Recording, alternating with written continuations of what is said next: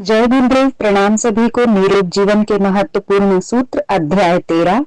Last topic हमने पढ़ा था गहरी सांस लें ताकि मन विकसित हो। आइए इसी श्रृंखला में आगे बढ़ते हैं। सिद्धे बिंदु महायत्ने किम सिद्ध्यन्ति भूतले। अपने पिता आशुतोष शिवजी को प्रसन्नचित जानकर कुमार संभव ने उनके पास जाकर पूछा, तात आपने जिस प्रकार दुर्लभ साधनाएं की वैसा साहस किसी में न हो और वह सिद्धियों का स्वामित्व तथा ब्रह्म को प्राप्त करना चाहता हो तो उसे क्या करना चाहिए? वह सरल उपाय आप हमें बताने की कृपा करें। लोक कल्याण की इच्छा रखने वाले भगवान शंकर ने बताया, सिद्धे बिंदु महायत्ने किम सिद्ध्यन्ति भूतले यस्य प्रसादान महिमा समाप्यतादृशो भवेत्।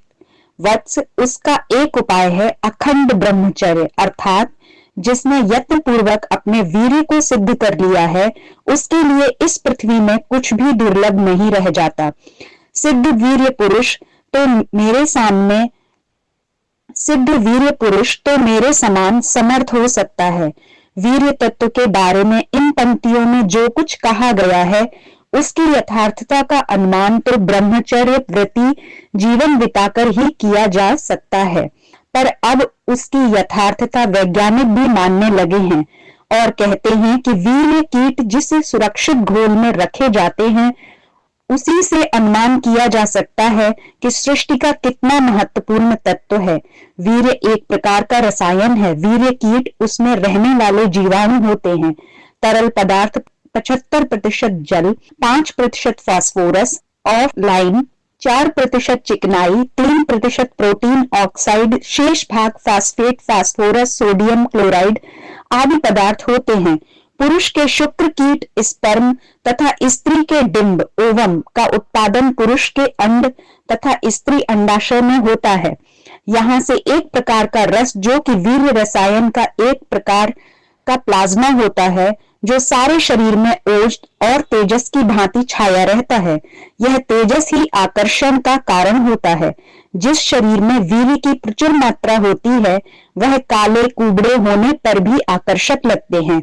कहते हैं अष्टावक्र जो शरीर में 8 स्थानों से टेढ़ा था ने अपनी संयम शक्ति द्वारा मुखमंडल पर वह तेजस्विता अर्जित कर ली थी कि महाराज जनक भी उसकी ओर देखकर हतप्रभ हो उठते थे। पुरुषों के शरीर में पौरुष और स्त्रियों के शरीर में स्त्रीत्व को लक्षण का कारण यह वीर्य ही होता है, जिसे आयुर्वेद की भाषा में अंतर वीर्य की संज्ञा दी है। आधुनिक विज्ञान इतना विकसित हो जाने पर भी वीर्य की उत्पत्ति का कोई सिद्धांत निश्चित नहीं कर पाया है। सामान्य रासायनिक रचना के अतिरिक्त उन्हें इतना ही पता है कि वीर्य का एक कोश स्पर्म स्त्री के डिंब ओवम से मिल जाता है। यही वीर्य कोश पुनरुत्पादन प्रारंभ कर देता है और अपनी तरह के तमाम कोश मां के आहार से प्राप्त आहार द्वारा कोश विभाजन प्रक्रिया 1 से 2, 2 से 4, 4 से 8 के अनुसार विभक्त होता चला जाता है। कहना न होगा कि बिंद वीर्य का परमाणु चेतना का सर्वाधिक सूक्ष्म अंश है। इनकी लंबाई 1/1600 से 1/1700 इंच तक होती है, जिसमें न केवल मनुष्य शरीर वरन विराट विश्व की शक्ति बीज छिपे होते हैं। सृष्टि की परंपरा की क्षमता भी इन्हीं बीजों में होती है। उसकी शक्ति का अनुमान किया जाना कठिन है। प्राचीन काल के योगियों ने अपनी सूक्ष्म दृष्टि से बिना किसी वैज्ञानिक यंत्र के महत्वपूर्ण जानकारियां प्राप्त की थी। आज वह विज्ञान द्वारा सही सिद्ध होती हैं। उदाहरण के लिए वही वीर्य कोश जो स्त्री के अंड में पहुंचा था, गर्भ धारण के बाद जब विकसित होना प्रारंभ करता है तब वह बीज कोश मस्तिष्क में ही संचय होते हैं। क्योंकि गर्भ में संतान का सिर नीचे की ओर होता है, जन्म के समय 10 रत्ती वीर्य बालक के ललाट में होता है। ऐसा भारतीय तत्वदर्शियों का मत है। यही कारण है कि बच्चा विशुद्ध परमहंस जैसी प्रकृति का विशुद्ध आनंदवादी, निश्चिंत और केवलोहम होता है। यह वीर्य शक्ति और दृढ़ता प्राप्त करे, इसके लिए बालक को नितांत शुद्ध, सात्विक और भाव भरे आहार की आवश्यकता होती है। ऐसा दूध माता के दूध के अतिरिक्त दूसरा नहीं होता, पर कदाचित आयु बढ़ने के साथ माँ उतने दूध न पिला सके तो दूध की आवश्यकता गौ, दुग्ध, बकरी अथवा भैंस के दूध को हल्का करके पूरी करनी चाहिए। इसके बाद जैसे जैसे शरीर में शक्ति का संचार होता है, क्रमशः आहार पद्धति में सावधानी बरतने की आवश्यकता भी बढ़ती है। 10 वर्ष की आयु तक वीर्य दोनों भ्रूणों के बीच वाले स्थान में आ जाता है। इस समय बच्चे को अधिकांश अलोना आहार, फल, फूल, दूध आदि ही देना चाहिए। गुरुकुल में 4 वर्ष की आयु में ही बालक पहुंचा देने का प्राचीन उद्देश्य बच्चे को गृहस्थों के अनुचित आहार से बचाए रखना ही होता था। इस आयु में बच्चे में अनुकरण की प्रवृत्ति रहती है। तीखा कड़वा भोजन वह यह समझते हुए भी इसलिए करने का इच्छुक रहने लगता है क्योंकि घर के सदस्य उसका उपभोग करते हैं। 9 से 12 वर्ष तक वीर्य शक्ति भ्रूणों से उतरकर कंठ में आ जाती है। प्रायः इसी समय बच्चे के स्वर में भारीपन और कन्याओं के स्वर में सुरीलापन आता है। अभी तक लगभग दोनों की ही ध्वनि एक जैसी होती थी। अब बच्चे के स्वर में पुरुषोचित लक्षण झलकने लगते हैं। इस आयु में वीर्य में विपरीत लिंग का आकर्षण पैदा होने लगता है। अतएव बालक बालिकाओं का संपर्क अलग अलग कर दिया जाना चाहिए। आज की सह शिक्षा तो इस दृष्टि से बच्चों के जीवन में कुठाराघात जैसा है। परस्पर समीपता से कच्चा वीर्य मंथन प्रारंभ कर सकता है, जिसके कारण युवकों को जीवन भर स्वप्न दोष, वीर्यपात और शीघ्र स्खलन की बीमारियां लग जाती हैं, जो न केवल उसे स्वास्थ्य की दृष्टि से वरन मानसिक दृष्टि से भी हीन बना देती हैं। ऐसे बच्चे बौद्धिक दृष्टि से बिल्कुल कमजोर होते हैं। नास्तिकता कोई सिद्धांत नहीं, एक प्रकार का रोग है जो मानसिक कमजोरी के कारण होता है। प्राचीन काल में बालक की वीर्य रक्षा पर ध्यान रखा जाता था। इससे उसकी विचार क्षमता ऊर्ध्वमुखी बनी रहती थी। ऊर्ध्वरेता चिंतन ही जीवन के यथार्थ लक्ष्य और ब्रह्म की विराटता की अनुभूति कर सकता है। 11 से 16 वर्ष की आयु में वीर्य मेरुदंड से होता हुआ उपस्थ की ओर बढ़ता है और धीरे धीरे मूलाधार चक्र में अपना स्थान बना लेता है। काम विकार पहले मन में आता है, उसके बाद तुरंत ही मूलाधार चक्र उत्तेजित हो उठता है। उसके उत्तेजित होने से यह सारा ही क्षेत्र जिसमें कि कामेंद्रियां भी सम्मिलित होती हैं, उत्तेजित हो उठती हैं।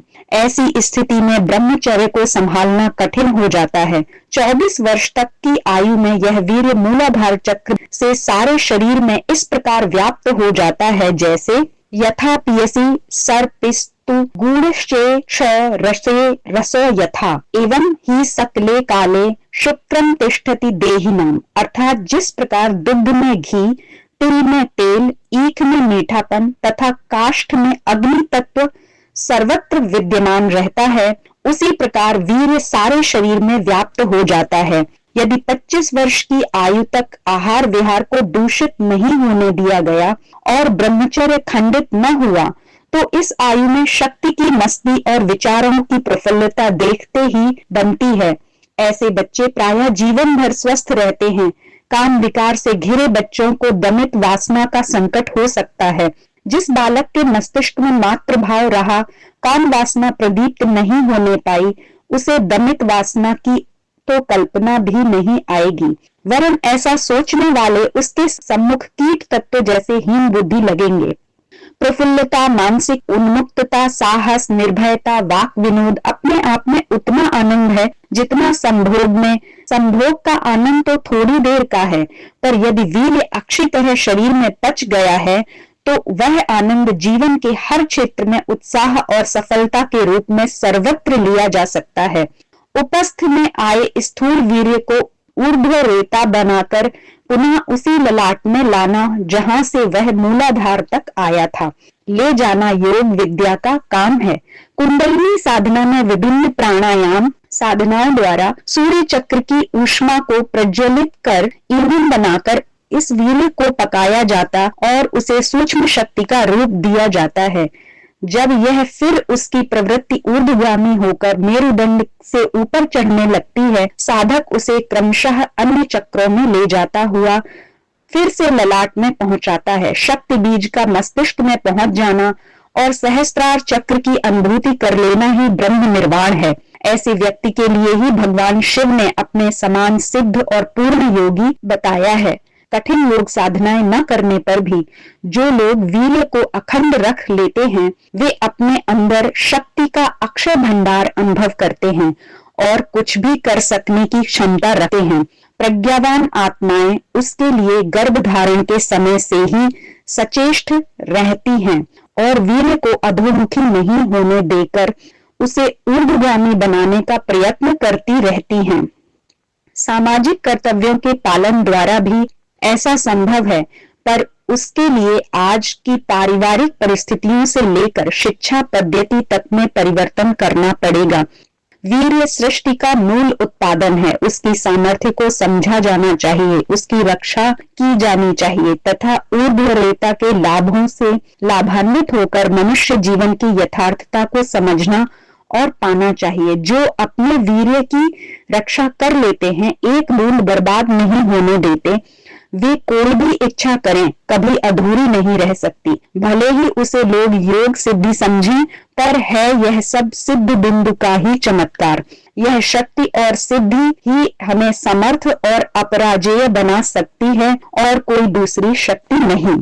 तो आज के टॉपिक में हमने पढ़ा कि हमें अपनी वीर्य की अर्थात ब्रह्मचर्य की रक्षा करनी चाहिए, क्योंकि वही है जो हमें सिद्धि और शक्ति में समर्थ और अपराजेय बना सकती है। इसलिए पहले गुरुकुल में बच्चों को भेजा जाता था ताकि वहां के अनुशासन में रहकर वो हेल्दी रह सकें और वो इन सब चीजों से दूर रह सकें। पर अगर आज वैसा संभव नहीं है तो हमें फिर परिवार का माहौल ऐसा रखना चाहिए जिसमें हमें मर्यादाओं का ध्यान रखना चाहिए। तो आज के लिए इतना ही। जय गुरुदेव, प्रणाम सभी को।